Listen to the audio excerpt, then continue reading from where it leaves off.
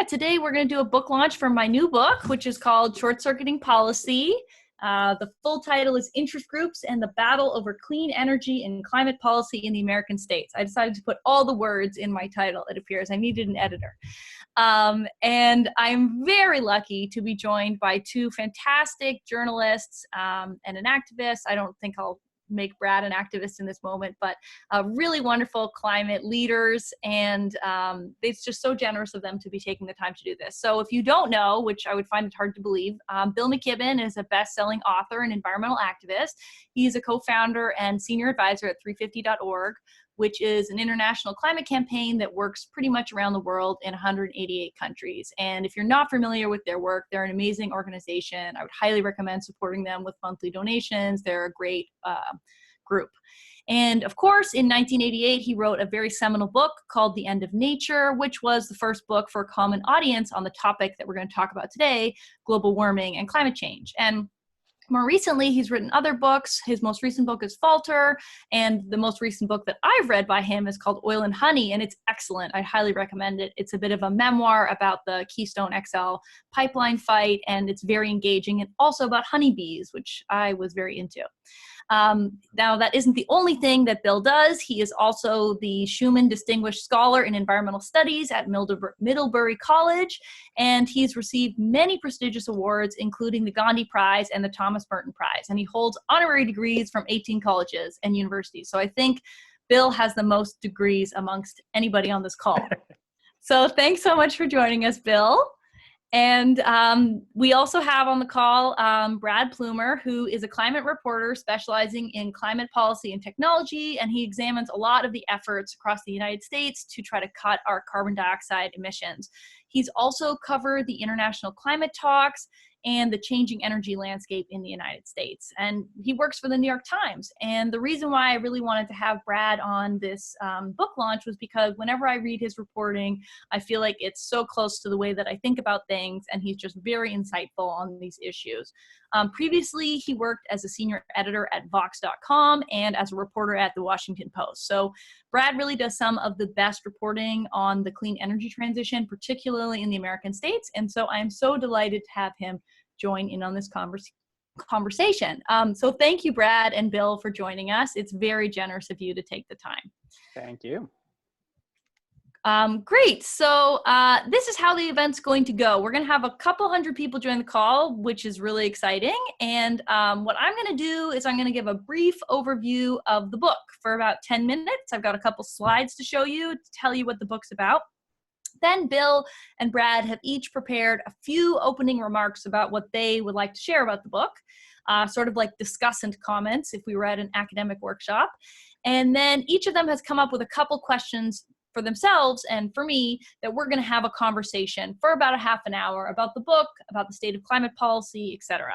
And then in the last 20 to 30 minutes of this call, so we're probably going to be on for an hour or an hour and 15 minutes, we'll be taking questions from the audience. And the way to do this, because this is a Zoom webinar, is you need to type in your questions. And the cool thing is, assuming this feature works, is you can upvote other people's questions. So if you've got a question, you can type it into the box. You just, I think, hit the Q&A button potentially, and you type in a question, and then you can choose to upvote questions that somebody else has already asked. So feel free to do that.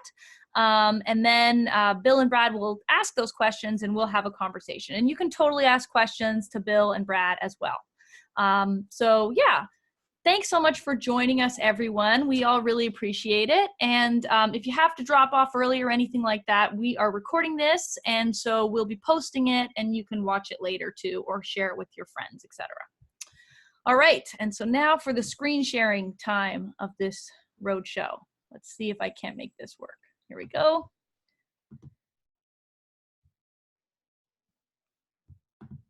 Okay. Oops, we're at the end of it. So we got to go all the way back to the beginning. Okay. So as I mentioned, I wrote this book. It's called Short Circuiting Policy. It took me 7 years to write, and it came out yesterday. That was its publication date. And so I'm just going to tell you a little bit about this book.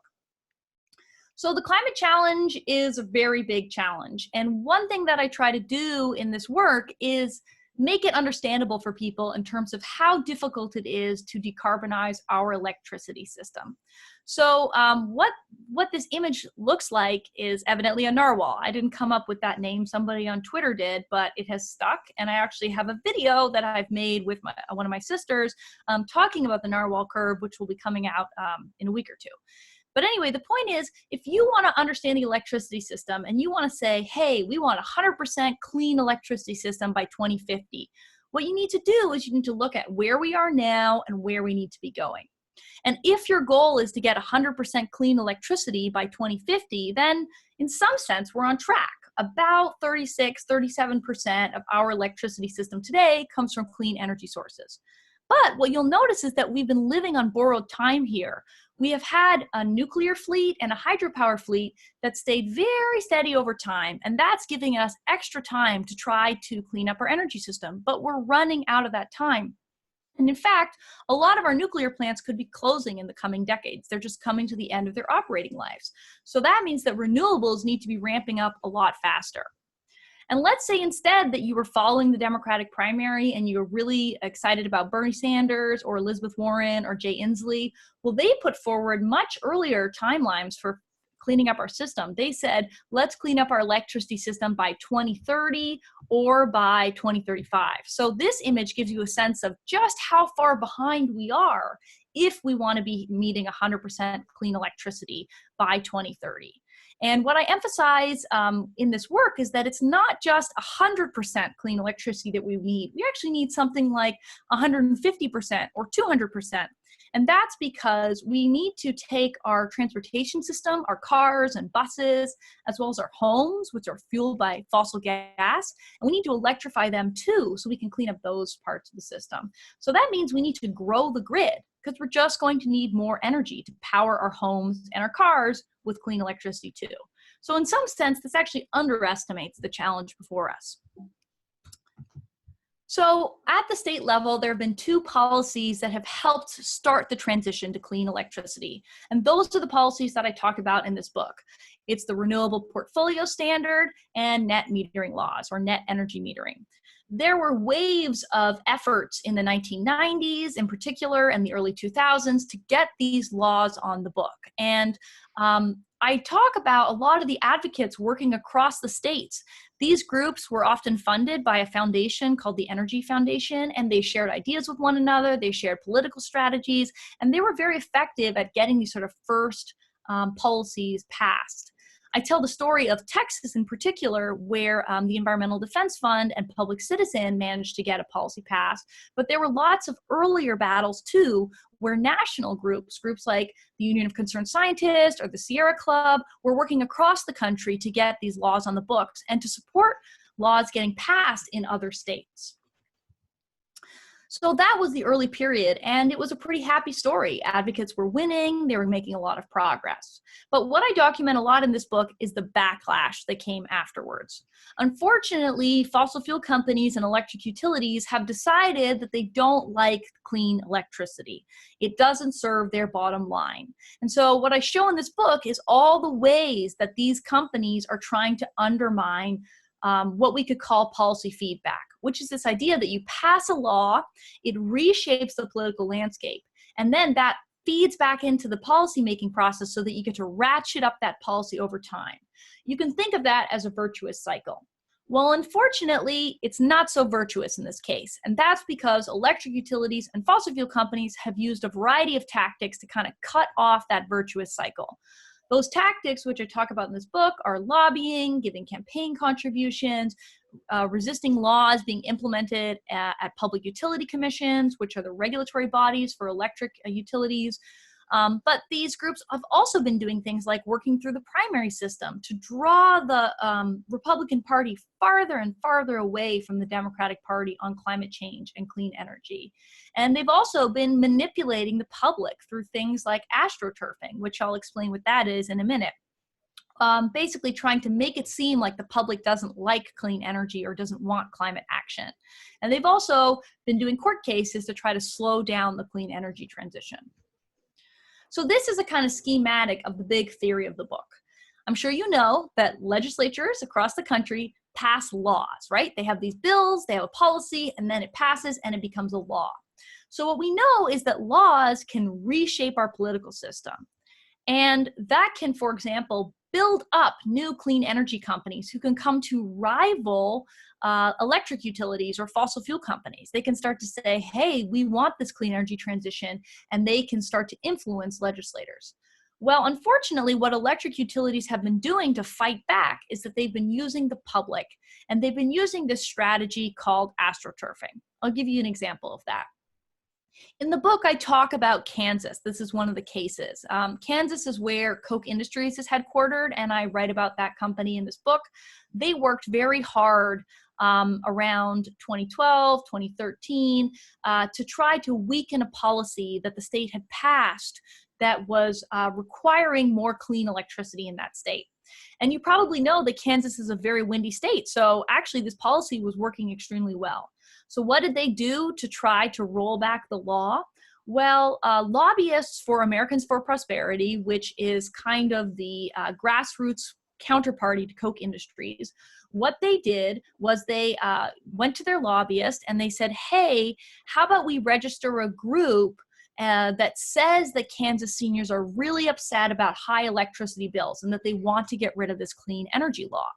Well, it turns out that there were no Kansas citizens who were very upset about the clean energy law. This was just a fake group that the fossil fuel industry put together to try to make it seem like people were upset so that politicians would change the law. And this is not just happening in Kansas. For those of you who have read this story in The Nation, there's a utility called Entergy, which in New Orleans, there was a gas plant proposed. And what the utility did is that they actually paid actors to show up at the hearing and to say that they didn't like solar and clean energy, but they really liked gas plants. And the reason why we found this out is because a journalist was there and he asked these people, well, why are you here? Why are you against solar and why do you like gas plants? And they said, oh, we were paid to come here. They were actors. So we see the way that public opinion can be kind of manipulated and politicians can see a message of what the public wants that is not actually what the public wants. The other thing that these fossil fuel companies and electric utilities have been doing is they've been driving partisan polarization. And they've been doing that by using the primary system. So if you don't know the story of Bob Inglis, it's a really easy way to understand the concept here.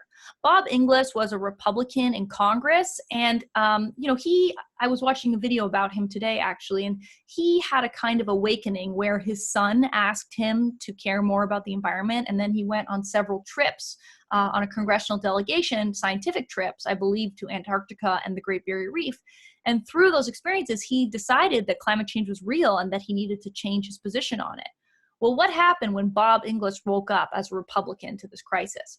Well, he found himself with a very well-funded primary challenger who did not believe in climate change. And you see that all the time at the state level, where if there is a Republican willing to stick their neck out there and say that climate change is real or that they support clean energy, what they will find is that they are challenged by a primary challenger, or they lose their money in terms of their race, for re-election. So that sends a very strong signal to other politicians that, hey, if we're on the wrong side of this, we could get in a lot of hot water. And the consequence has been a big drop in support for clean energy amongst Republicans. So we know that the public often takes cues from politicians in terms of what they're supposed to think about an issue. And so when more and more Republicans come to realize that if they're on the wrong side on climate change, they're going to get into trouble, then we start to see a big drop off in public support for these things amongst Republicans. And so I argue that some of the polarization that we see on climate change and clean energy is very intentionally being driven by electric utilities and fossil fuel companies playing in primaries and general elections and telling Republicans, hey, you better be against this clean energy climate stuff or else you're going to get into trouble.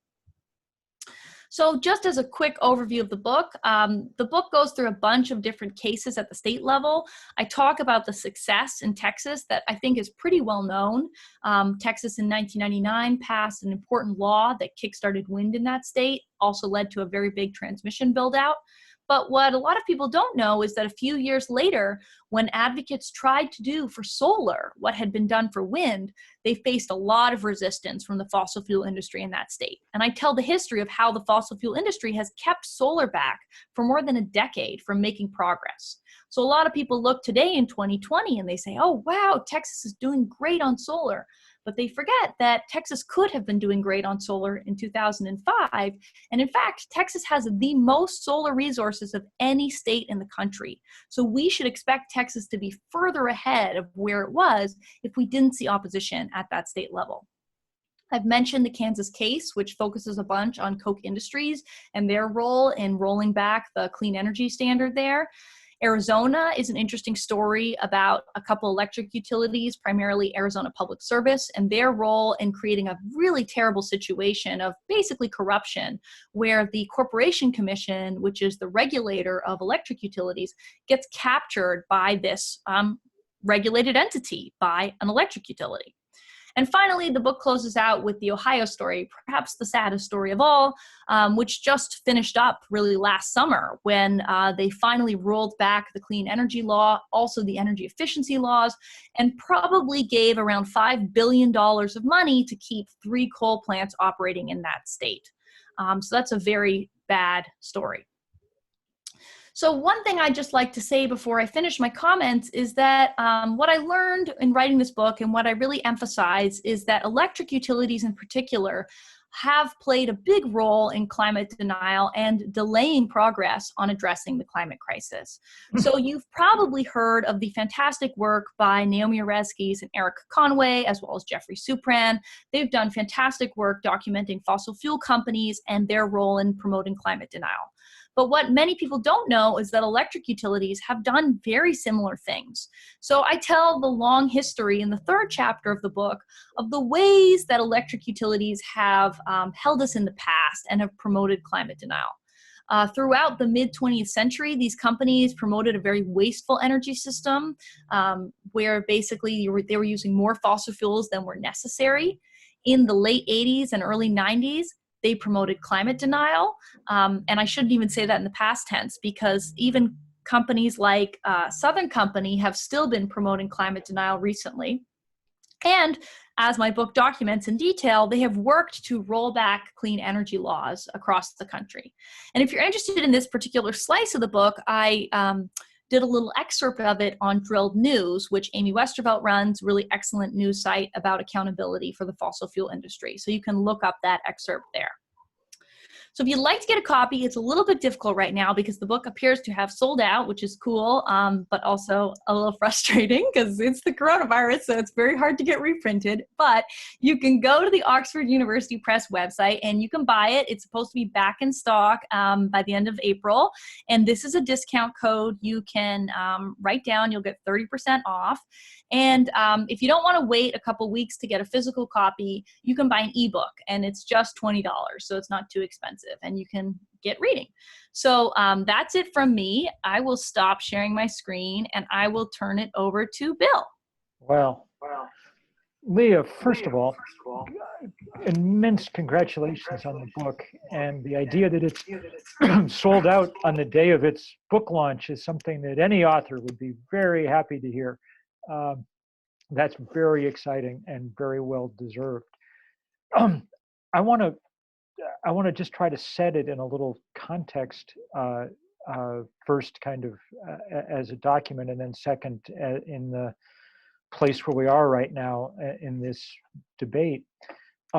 This is a great contribution. You know, Brad and I are journalists. Brad's a more in-depth journalist than I am at this point, but even at their most in-depth, journalists, in a sense, are anecdotalists, you know, that our job is to collect stories that allow people to understand things that are going on. And it is of the first importance to have academics doing the really crucial work of understanding how those stories fit together into a theory and into a larger picture. And this book belongs up there with Jane Mayer's work on money and politics and things like that as a really, really powerful I'm not an academic, though I work at a college. In fact, when you were talking about my degrees, honorary degrees, we always laugh because my wife, who is a PhD and was in fact America's first female Rhodes Scholar, every spring when I come home with some honorary degree, she always just looks at me and says, "You know, that's not real, right?" Um, so, I'm the furthest thing from it, but I appreciate with great power the rise of a real class of young academics who are taking this topic with the seriousness it deserves. You, Jeff Supron, some others who are really powerfully helping illuminate these questions. I've gotten to see various parts of this story in miniature in the course of reporting for the New Yorker and writing books and things. I spent a few days in Arizona, for instance, at the height of all the, I was up on the roof of, building in outside house outside Phoenix with Elon Musk's cousin who was running Solar City as we were putting up solar panels. And it was 2 weeks before they pulled out of Arizona because the net metering laws were shifted.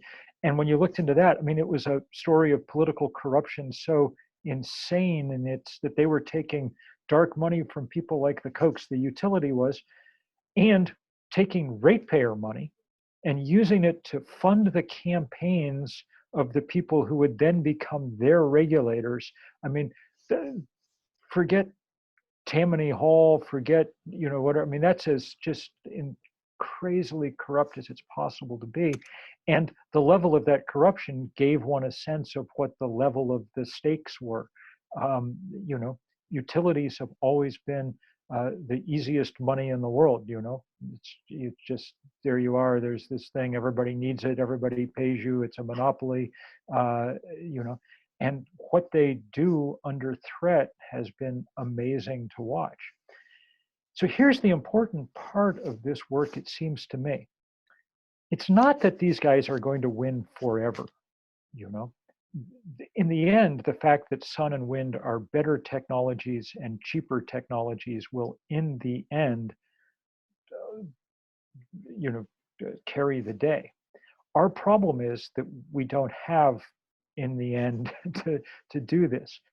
And if there's a lesson we should be learning from the coronavirus, it's that timing really is everything. Delay really is fatal. If we'd started flattening the carbon curve in the 90s, and we did start, as that graph you showed pointed out, people in the early 1990s were starting to pass RPS and net metering laws around the country.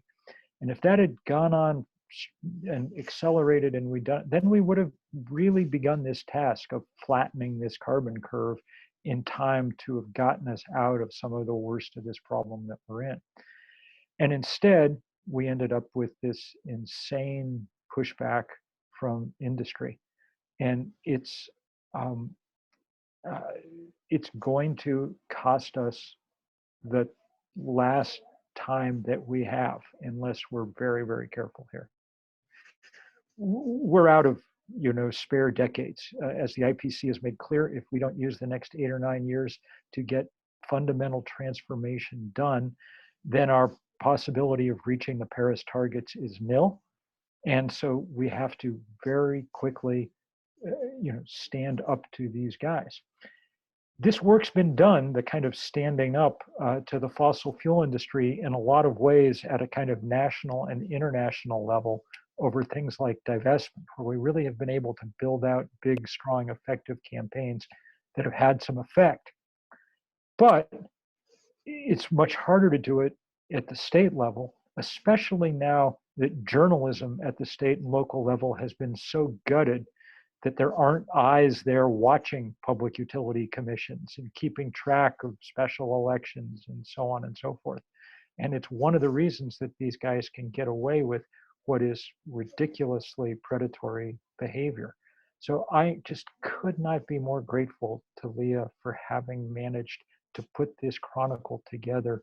It really does stand there with Merchants of Doubt and some of this other work as an explainer that we desperately need if we're going to understand where we are and if we're going to act on it.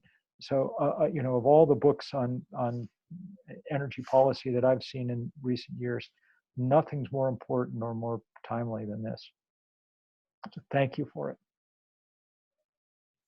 Well, thanks so much, Bill. That's super generous of you. And I'll turn it over to Brad now. Well, I also really love the book, perhaps not surprisingly. I feel like these are a lot of policies I have covered, but their genesis was before I started covering climate policies. So learning about the history I thought was both revelatory and a little depressing. You have this idea that I find so fascinating in the book that maybe for some people may not come as a surprise, but you call it the fog of enactment. That basically a lot of the early important policies to promote renewable energy, from PURPA to some of the early renewable portfolio standards, basically got enacted and passed because utilities did not think they would be a big deal.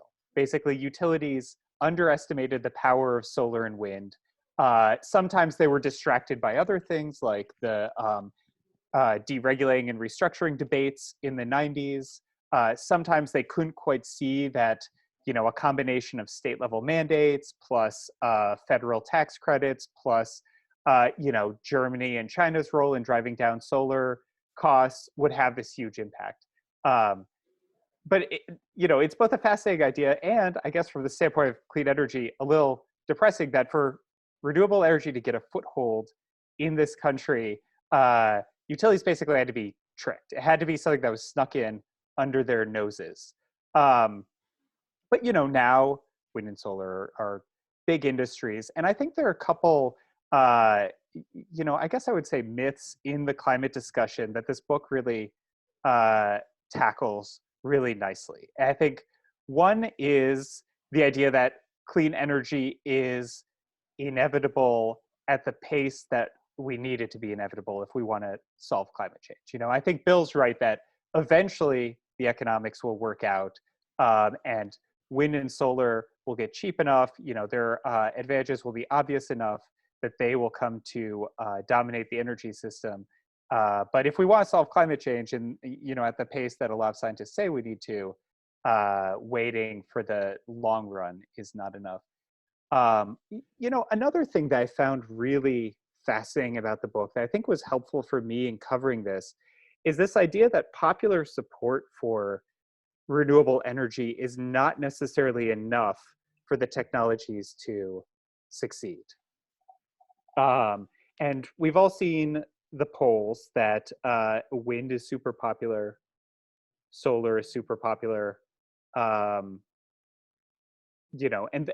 that's great. But I think one of the things that this book shows nicely is that for a lot of policies, and utility policy can often be very arcane, public opinion is not super well formed. There is not tremendous, informed opinion about the structure of net metering and what that should look like. So, and you talk about, are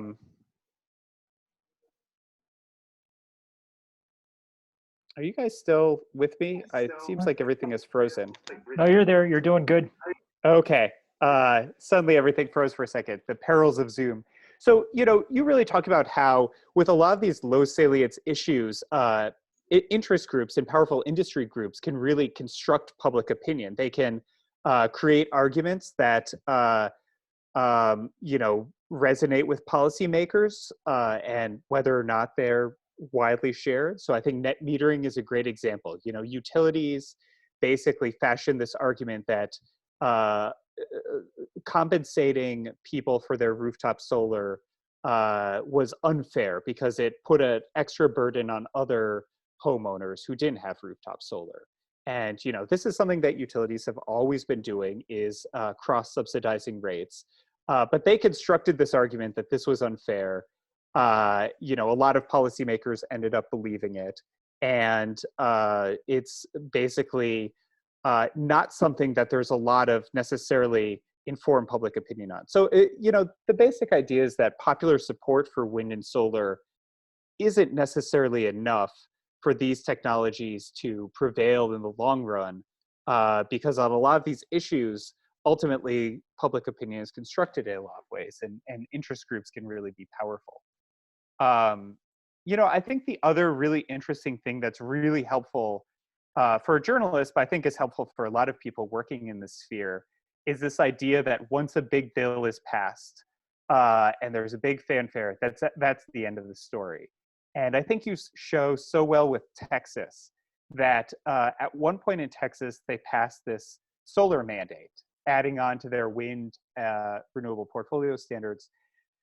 And basically what no one realized at the time is that the utilities and interest groups had constructed in such a way that they were going to argue before regulators that this solar mandate was entirely voluntary. So in this arcane implementation phase, before regulators, often behind closed doors, this entire policy got gutted. And I think that's important to remember, because we have seen a lot of states pass really sweeping and important clean energy and climate bills. We're going to continue to see legislators do big things. But it's a good reminder to keep an eye on the implementation phase, because that's where, industry groups can do some of their best work. And trying to, what else do I have in mind? Well, anyway, I thought it was a fantastic book. One thing, maybe we can move into questions. One thing I really wanted to ask about, you do such a good job in the book explaining how utilities, beyond just fostering climate denial, which for a period they were doing, there was actually an even more important thing that they were doing, which was polarizing support around clean energy. And you have the case of Kansas where, Republicans and conservatives used to support wind powers in their district. It created jobs. It was great. And, through primary funding, through lobbying, through campaign donations, utilities really helped polarize this issue. And I think today we're really seeing this. If you look at what states in the last few years have passed 100% clean energy or clean electricity bills or big sweeping climate bills, it's largely been blue states. There are a few, the governor of Maryland, the governor of Massachusetts are in favor of clean energy, but it's largely blue states, and red states aren't really passing these policies. So there's this huge polarization around clean energy. And so what I wanted to ask about was, you had a line in the book where you said it's not possible to think that we could see a return to bipartisan support, that this polarization could soften or come undone.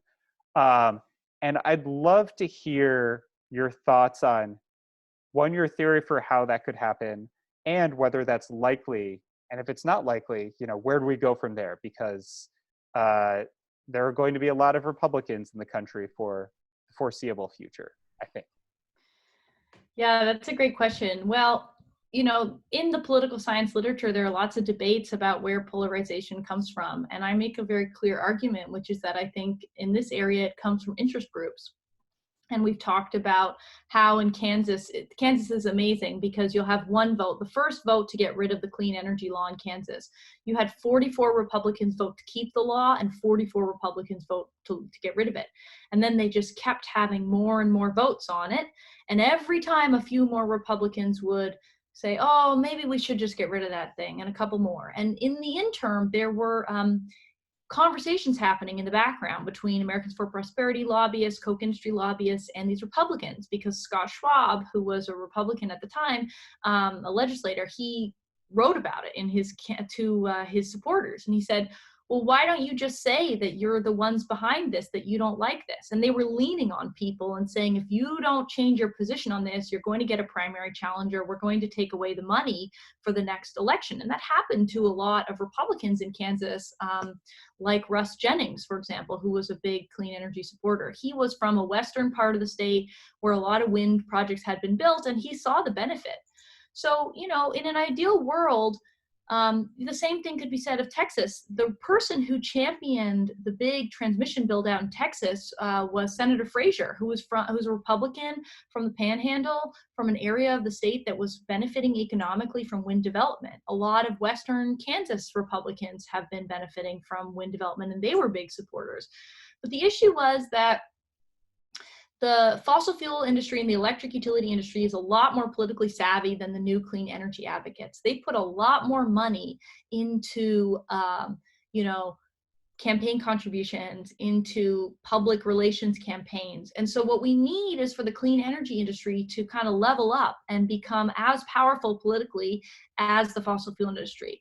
In the case of Kansas, a group called the Wind Coalition ran their own political action committee. And I think that did make a difference in Kansas. So that's one way to unpolarize it, is you kind of get clean energy advocates playing the same game with as much political heft.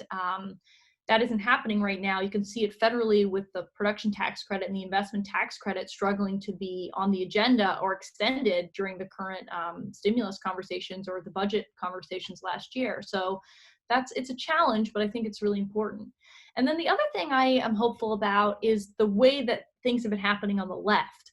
So one thing that's happened is that Democrats haven't needed to be pro-climate, right? Like, you can have Joe Manchin, you can have people just not really caring about it and it's not a big deal. But the group Justice Democrats has made this a kind of litmus test for the Democratic Party. The same could be said for Sunrise Movement. They've said that if you aren't on the right side on climate change, you're not really a Democrat. And where did Alexandria Ocasio-Cortez come from? She was the Justice Democrats candidate who ran against an incumbent politician, and she challenged him. So in some ways, the left is starting to use the primary system in the way that the right has been using it, but to drive climate action. That doesn't necessarily lead to, that could just lead to more polarization, because now the left is moving farther away from the right. But at least it gets this issue back on the agenda. So I can't say I have a silver bullet for solving the polarization issue, but I will say that direct experience of climate can be powerful to change people. Chad Hazlitt and Matto Mildenberger have a paper where they show that when people experience wildfires in California, they become more likely to support ballot initiatives for the environment. Now, that only works for Democrats right now, but slowly and surely, I think people are seeing the impacts of sea level rise, of more intense hurricanes, of heat waves, and maybe that will start to wake people up, because Republicans are landowners just as much as Democrats, and they are going to lose money when the climate crisis accelerates.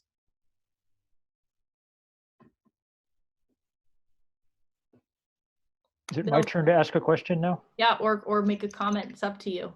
No, I want to ask a question. I do think you're absolutely right. I think some of the more interesting parts of this are watching sometimes the pushback from other parts of the more principled conservative movement. The Arizona thing was quite interesting because it was Barry Goldwater's son or grandson that was kind of helping lead the fight against the utilities on the grounds that it was, any right-thinking conservative would think, a shameless, example of rent-seeking, monopoly power and just trying to stifle people from doing the thing they want to do. And it is possible to rally conservatives around the idea that the stinking utility should not be telling me what I can and can't put on my roof, and so on and so forth. So there's something there. I had a very specific question. Tell us about this court ruling out of Kansas last week. Have you followed this at all?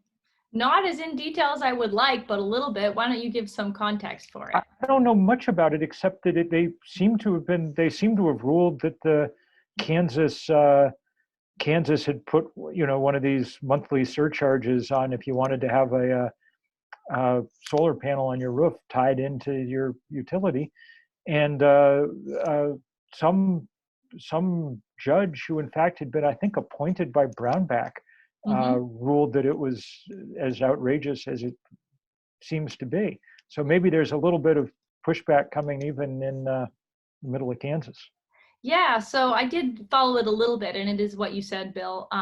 These net metering attacks that I talk about in the book, particularly in Arizona, have involved putting fixed fees, monthly fees on customers' bills. And, you know, it may be the case that customers should be paying some charge for their fair share, but it's not like we're going through evidentiary hearings or fair processes to really estimate what that fair charge would be.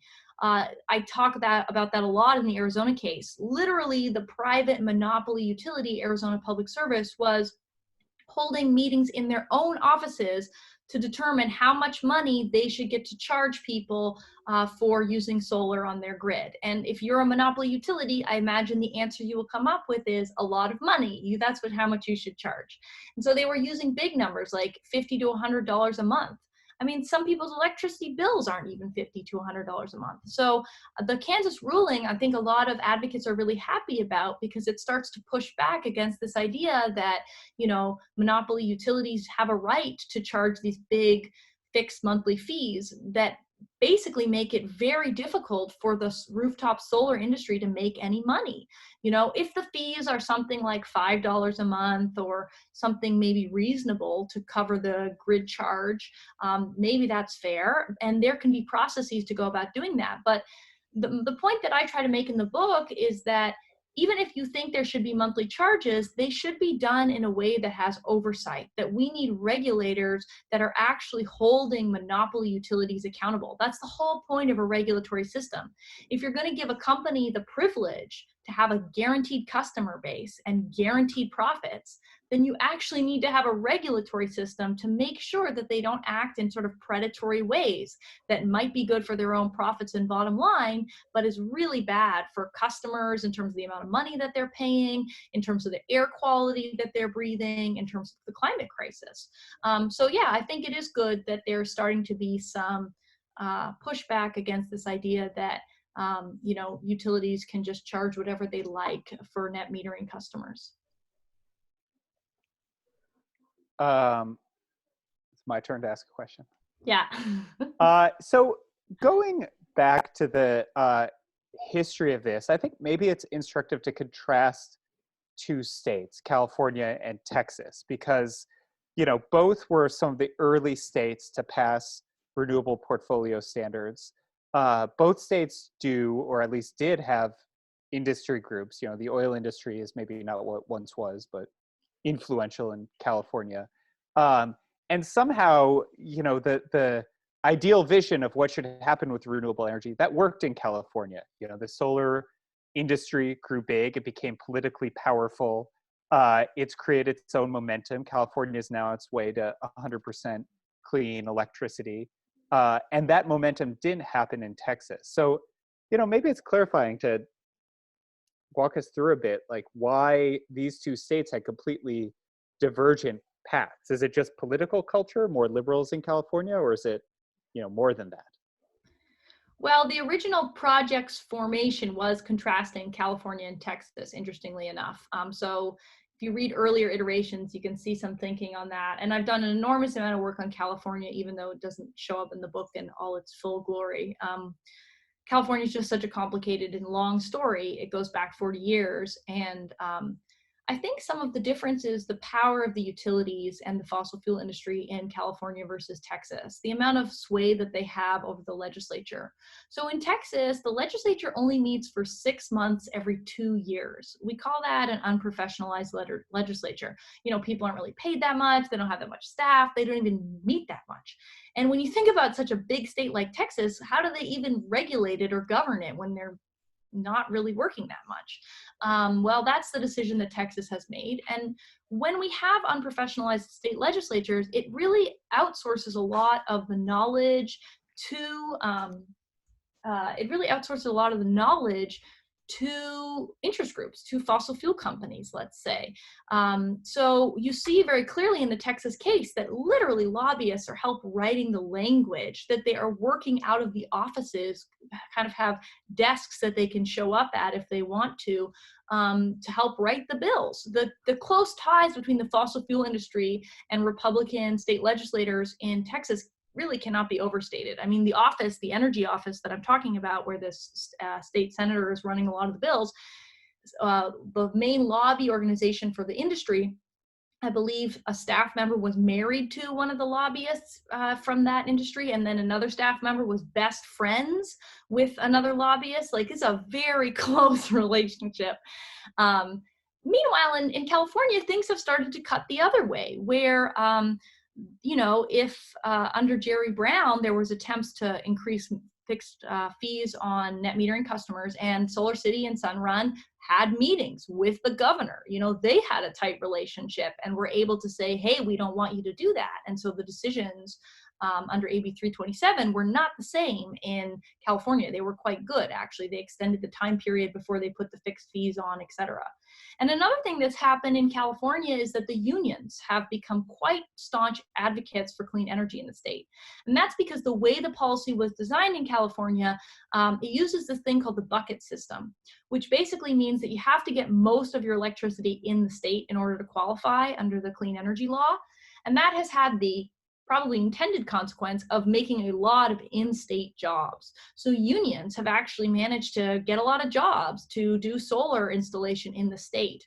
And of course, California has some of the really big solar companies that operate across the country. So I think that the industry has grown to become kind of like a fossil fuel industry in California, where they are pretty politically powerful. They have very strong relationships with unions. They have strong relationships with legislators. And the last thing I'll say is that California has this one policy that's rather obscure, but one of my missions is to make it less obscure, and it's called the Intervenor Compensation Program. The Intervenor Compensation Program is a policy that every Californian pays 17 cents a year. Yes, that's right, 17 cents. You probably didn't notice that you paid that if you live in California. And what it does is it provides funding for clean energy advocates to be able to advocate in the public interest. If you are the Utility Reform Network, a consumer advocate, and you would like, to help get clean energy in the state, you can get money to do that. There's kind of a bucket of money to pay those advocates. We know that utilities always have money because that's how the system works. They get guaranteed profits and they can use that to advocate in their own interest. Well, the Intervenor Compensation Program gives guaranteed money to advocates to advocate in the public interest. And that program returns hundreds of millions of dollars of value every year. And that's direct value. That doesn't even count air quality co-benefits, climate co-benefits. So this policy just pays itself back tenfold. And it really only exists in a handful of states. So one thing that we have to do is create more structural power for clean energy advocates. And I think one way to do that is by having intervenor compensation programs. Let me ask a question, although I think there's a lot of great questions piling up from other people, so we might. Yeah, this will be the last one from you guys. Sooner than we thought. Yeah.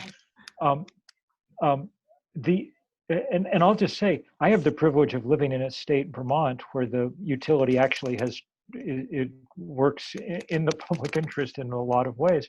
And one of the things that they've discovered when they run the numbers is that, in fact, if you do the math fairly, people who put solar panels on their roofs are actually delivering a net benefit to the rest of the system, if only because you drive down the peak, and that's the place where things get really expensive for utilities. I guess the other question is, to what degree are we going to have to restructure the entire idea of what a utility is and does in order to make significant progress here? I've been writing sporadically about the incredibly complicated, Byzantine and difficult to journalize New York State, utility reform process for the last few years, and they're trying, the state's trying to figure out, and with some success, how to turn basically utilities into kind of efficiency delivery companies. Are we going to be able to? Is that going to be enough of a trend to really, or are utilities in most of the states just so deeply wired into the politics of the place that they're going to be sort of setting the tune here?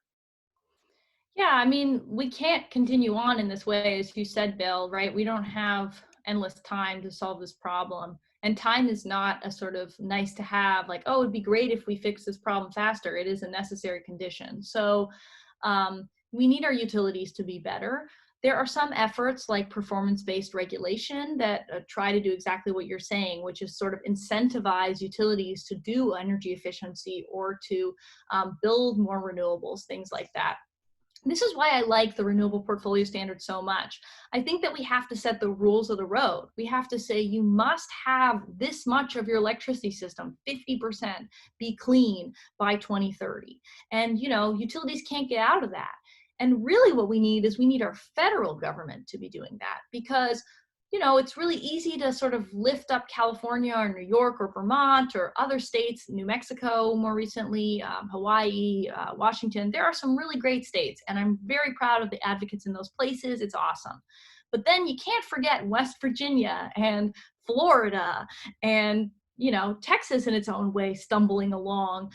There are so many parts of this country that have not even gotten started on the clean energy revolution. And that means that we need a federal standard that says everybody's got to be making progress. And then utilities will figure out a way to do it. And they'll probably even figure out a way to do it and make money off of it. The thing that makes me so crazy is that this is the biggest opportunity for the utility industry in 100 years. They get to build so much new stuff if they could just get their heads around it, right? I mean, think about electrifying cars, electrifying buildings. There's going to be so much work to be done. And the utilities could have the privilege to make a lot of profit and build a lot of stuff. And I know different people have different views where they think that they don't want private companies to do all those things.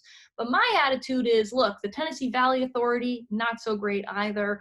Lots of co-ops and munis, also not so great. We need to use the system as it is and transform the actors so that they have rules of the road and that they follow those rules and make progress. So I guess that's my sort of pragmatic approach to it. But yeah, we need our utilities to become allies as opposed to sticks in the mud. I think I'm going to read some of these great questions. Do I just pick at random? I have absolute power here. All right. Yes, Brad, and you can even comment on the questions or answer them yourselves, and that's totally allowed.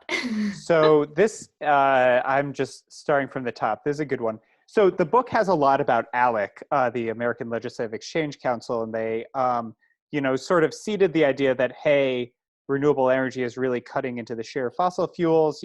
Different states should worry about this.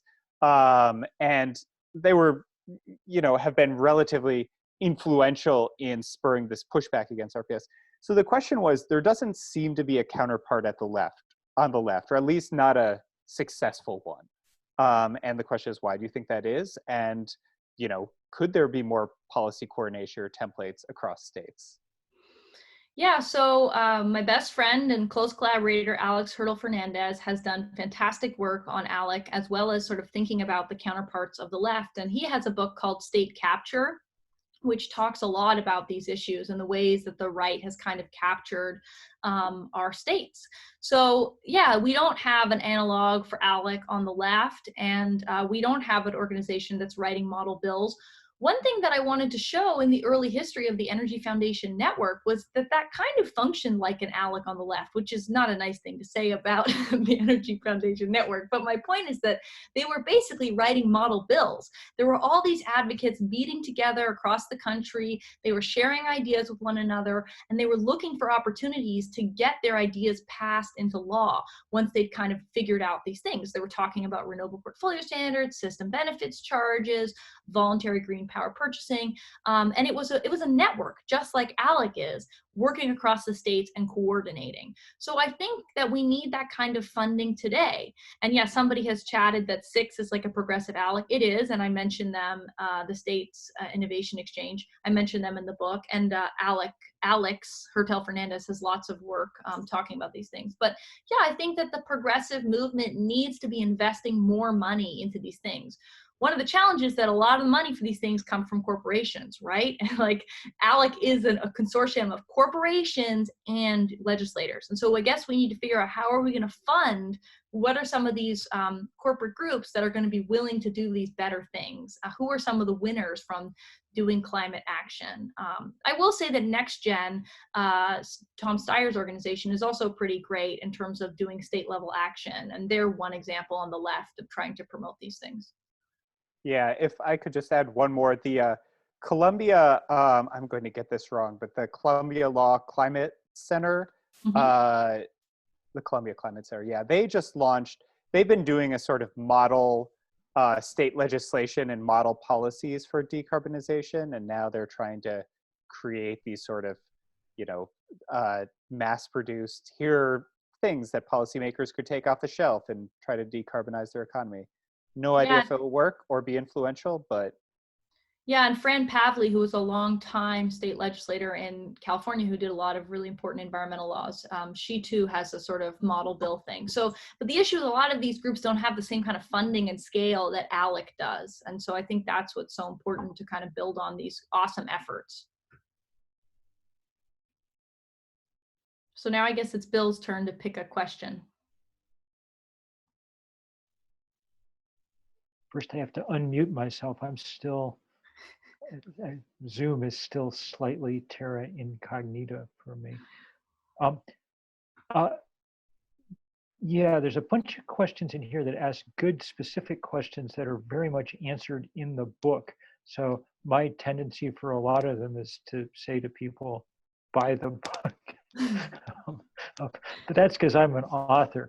And I want to try, and let me just say, you can buy the book directly from Oxford Press, and if you don't buy it right away, then also you can order it through your local bookstores, all of which need some business right now. There's just a very basic question that'd be a good one to answer for if there's people here who are sort of curious but don't know a lot about this. Someone asks, it doesn't seem obvious why solar and wind would not be in utilities' interest. Can you talk a little bit more about why this conflict exists? And maybe talk a little bit about the difference between distributed renewable energy and utility scale renewable energy. Yeah, so if you read the third chapter of the book, which is a chapter that I love, I'm proud of it, it's interesting. It's a long history of the electricity system. And I talk about Samuel Insull. You might have heard of him. He really pushed the system towards really big centralized plants. He wanted to have coal plants, giant hydropower plants. He kind of thought big is better. And there were economic reasons for that because he could make more money by doing it. But it turns out that that also had some negative effects to it. So one of the main reasons today why utilities don't like wind and solar is because it cuts into their profits. A lot of what utilities have been doing in the last few decades is building new natural gas plants and retrofitting existing coal plants. The retrofitting of coal plants is particularly problematic. You know, you might think like, oh, this coal plant was built 40 years ago, so it's obviously paid off, so why do they care about it? Well, these utilities got pressure where things like the mercury air toxic standard, which is currently being attacked by the Trump administration, very depressing, you know, that required utilities to retrofit their coal plants and to put scrubbers on it, which cost money. And so they could decide, they said, oh, we could shut down this coal plant or we could keep it open, but we're going to put couple $100 million into that plant. Well, now what they've got to do is they've got to make more money off of the coal plant by keeping it operating as long as possible. And if they don't keep it operating, they're stuck with a lot of debt that they invested in something, and how are they going to pay it back? So if they're forced to build new wind or solar, they're kind of left holding the bag for their bad investments. And it's not just the case for existing old coal plants. You know, if you look across the Southeast, things like companies like Southern Company operate coal plants that if they were shut down today and you built a solar plant or you built a wind plant, people would save money. We're not even talking about the air quality co-benefits or the climate benefits. It literally costs people money to keep these old coal plants open. It's still the case in Ohio, like I write about in this book. You know, these plants are losers, but they're not losers for the utilities because the utilities have this asset and they want to make money off of them. So they don't want to have to retire these plants. And a big concern is all the new natural gas infrastructure that these utilities are proposing. They're saying, let's build a lot of new natural gas. And we know from research that you cannot build any new fossil fuel infrastructure and keep warming to within 1.5 degrees Celsius. So these are going to become stranded costs too. They're going to become things that they built that they still have debt in, and how are they going to pay that debt off? Well, they're going to push that onto the ratepayers. So these are some of the reasons why utilities don't really like wind and solar. And in the Texas chapter about the solar case, I also talk about the fact that solar shaves peak prices. Bill sort of mentioned this, but it makes it cheaper in the, like if you have solar coming in the middle of the day, the price of electricity, if you're in a market, won't peak as high. And if you are making money off of these hours of scarcity where the price gets really, really high, you make less money.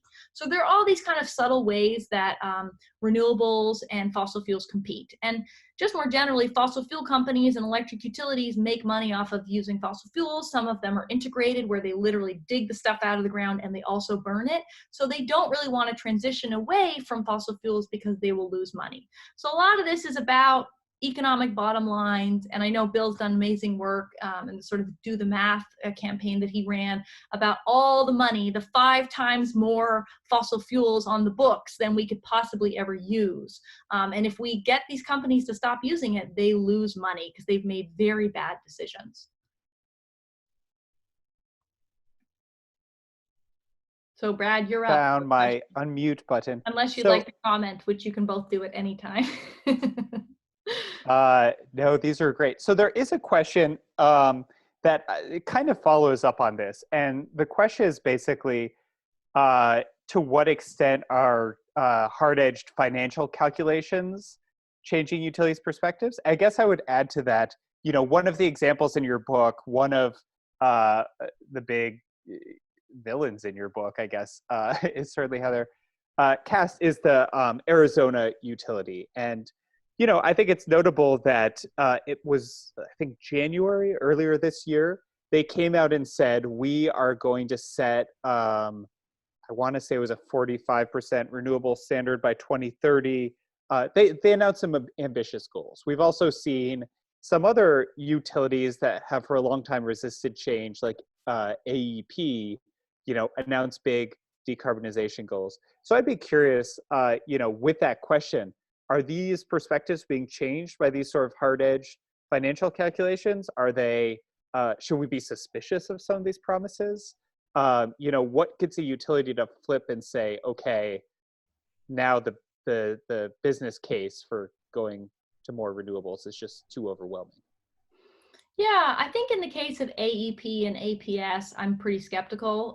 Those utilities have very bad track records. AEP just secured, you know, several $1 billion to keep coal plants open. So I don't really buy what they're selling. In the case of APS, they got so much bad press for all the reasons that I document in this book.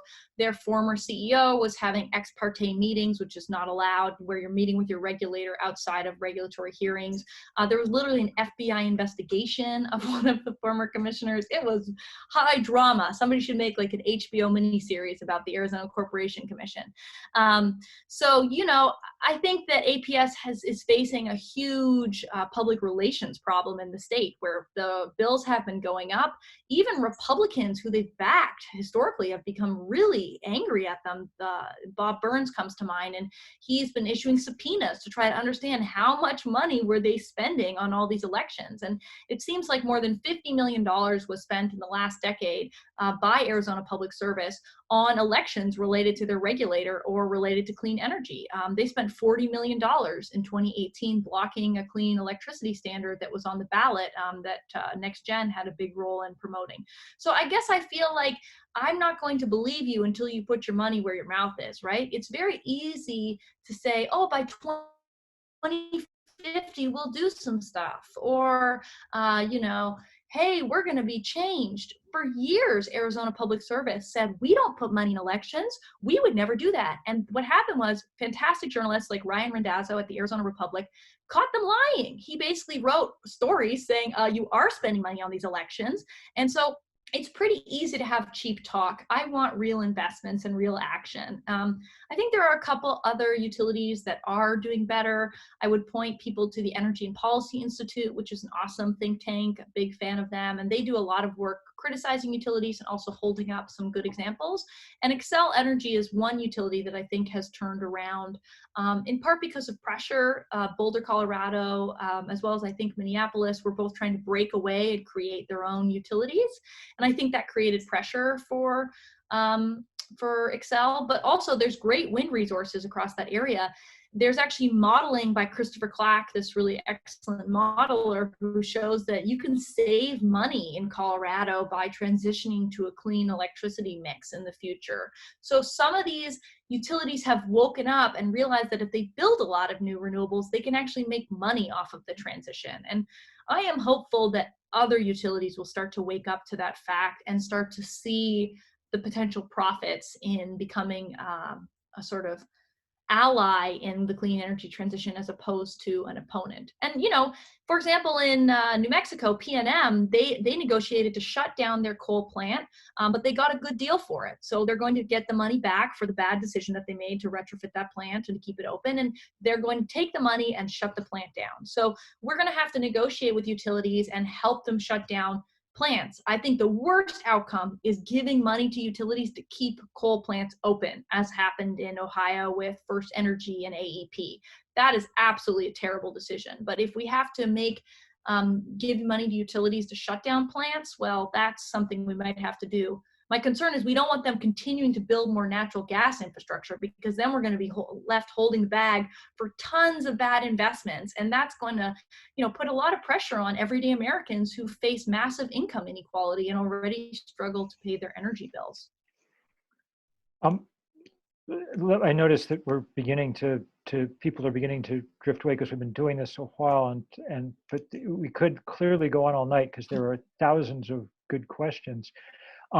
I'm going to ask one question, and I'm not going to ask most of them because, as I say, I think most of them are answered in the book, and I want people to buy the book. That is my number one promoter. You should see his quote on the back of my book. That's great. But let me ask a question that I think is less in the book, but is of interest to me, and it's about places elsewhere in the world where this process is going through. I have a feeling that one thing that really happened was that American utilities watched some of the European utilities get just hammered, by Germany's energy transition and so on. And that's what scared them and concentrated their minds and turned them in, just trying this. Are there places around the world that have really gotten this right, where they've managed to make utilities an effective part of this transition process, or you just have to basically break them? I think everywhere is a work in progress, and Greta Thunberg, who I use a quote from her in my conclusion chapter, she's so powerful in the way she talks about that you don't get a gold star for being Sweden or Norway just because you're doing slightly better, right? Yes, Germany put a lot of money into the Energiewende at the feed-in tariff and all that, but they've also been subsidizing coal to this day. And they're also going to keep their coal plants open until 2040, or maybe it's 2038 now. Whatever it is woefully inadequate for Germany, in my view. Germany made that decision to shut down their nuclear plants before their coal plants. And that is something I'm deeply fearful of. I don't want us to be shutting down coal plants. To be shutting down clean electricity before we shut down coal plants. That's really bad. So I think it's everybody's muddling through. I will say there's another book by Kathy Araujo about big energy transitions that have happened around the world. And if people are interested in that, I would suggest you check it out. It's also published by Oxford a few years ago. And she talks about Brazil's move into ethanol, Denmark's move into wind, France's move into nuclear, which people may not realize. France gets about 80% of its electricity from nuclear, which is not does not create carbon. So there are these places that have had these historical energy transitions that we can kind of learn from. And the most hopeful thing about her work is that she looks over 15 years. She says, what can we accomplish in 15 years? And that makes me really hopeful, because I've been thinking a lot about 2035 as a timeline of how much could we get done by then. Jay Inslee and Elizabeth Warren had this idea of let's get 100% clean electricity by 2035. Let's clean up our transportation system. Let's clean up our buildings. And that is, it feels really daunting. How the hell are we going to do this by 2035? But then when you read Kathy's work, I think you feel more hopeful. So I definitely recommend that book if people want to have more of an international perspective, because my book really focuses on the US experience. I think we're pretty much coming to the end of the hour here. Any final comments from Brad or Bill or anything like that? I just want to say thank you. This is a terrific book, and it's a real pleasure just to get to say thank you to you publicly, and actually to get to say thanks to Brad publicly too for the great work that he's done that a lot of us really depend on. You know, I think if there's a lesson here, it's that bad policy thrives in low information environments. And the problem with utilities has always been that, you know, if you tried to think of 3 words more boring than Public Utility Commission, you probably couldn't do it. But, you know, you've managed to really make this come alive. And so many thanks to you. It's up to the rest of us now to take some of these leads and follow up on them and fight like hell in these local places, just in the way that we've been fighting like hell on sort of national and international scales. Yeah, well, I'm not going to top that, but this was a really terrific book, and this was a lot of fun. This was a great chat. Learned a lot. Thank you for having us, Lee. Well, you know, the downside of coronavirus is many, many things, including people dying, obviously, and the economy collapsing. But the upside in this particular moment is that I wouldn't have been able to do this. You know, I would have not have been able to launch my book with the 2 of you, and we wouldn't have gotten so many people to come and listen to us natter away. And I know that my parents have come on this call, my sisters, a lot of my friends. So that's a very special thing to get to do. And I just want to thank you both for your work, which is very inspiring to me, really important to the climate crisis. And the last thing I want to do is thank Sydney Bartone, who is my research assistant, right-hand lady, and helps everything run smoothly. And so thank you to Sydney. And yeah, thanks everybody for coming. For those of you who want to listen to this or share it with somebody else, I am going to post it somewhere. I will tweet about it when I have done that. I haven't figured out what I'm going to do yet. And yeah, you know, if you've got other questions about the book, you can always tweet at me or ask me in the future. And I really appreciate Bill promoting buying a copy of the book. Look, academics don't make money off of this whole business. Let me assure you, this has nothing to do with making money. It's a lot more about getting the ideas out there. So if you can share these ideas with other people, I really think that that's the goal here. So thank you so much for both of your work, Brad and Bill, and thanks for joining us today. And thank you everybody for coming to this hilarious online book launch. It was really fun to do it. Low carbon, it was a low carbon book launch. So yes. Okay, have a great night, everyone. Thanks so much.